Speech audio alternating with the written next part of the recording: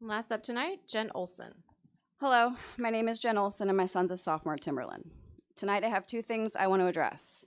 First is the COVID mitigation. Stop. You don't have the authority to quarantine and you have no business contact tracing. These are draconian measures at this point. A friend of mine received a phone call from a nurse asking if she had COVID.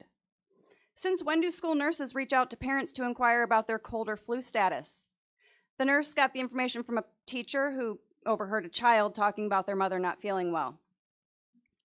The school has no business inquiring about the medical condition of a student's family member. This is beyond invasive and abusive. This district has taken things too far for far too long. And it's time to end this now. There is no science to support what you're doing. There is no precedent to validate what you're doing. Pandemics don't last for 2 years, and COVID's not going to be fixed with a shot. COVID can be successfully treated with therapeutics if the government would keep their politics and deep pockets out of our doctors' offices.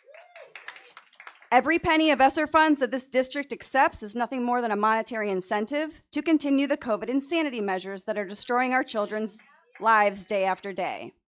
The mask, the talks about shots, the quarantines, the testing, the overwhelming majority of this community demands that you stop all of this immediately. The second item I would like to address is Board Policy 0325, Student Representation to the Board of Education. We really don't need to invent the wheel here. Way back in the dinosaur days, I was roaming the halls of Timberland and we had a student council. I was the faculty relations commissioner, which put me in front of teachers, staff, and Board of Education members regularly to discuss student input on policy and issues within our specific buildings. If we wanted to address the board, we would have to notify the central office and they'd put us on the agenda. I would like to suggest that the board amend the policy to allow for students to address the board in a dedicated time slot at every meeting if they so choose. Not just 2 handpicked students, we have more than 2 schools. Let the request be submitted to the student council at each high school and to the front office at the elementary and middle schools. This way, you guys can plan accordingly for the designated time slot. I would like to remind everyone that the parents are the customers. We choose where we live, we pay the taxes, we elect the board, and we decide which schools we want our children to attend. Yes, children should be able to address the board when and if they need to, but they should not be contributing members to the board or of the board.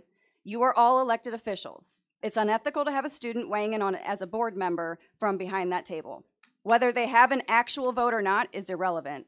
They have not been elected by this community, and it also is unreasonable and foolish to think that 2 students from 1 or 2 schools can possibly represent the interest or opinions of over 17,000 students across the district.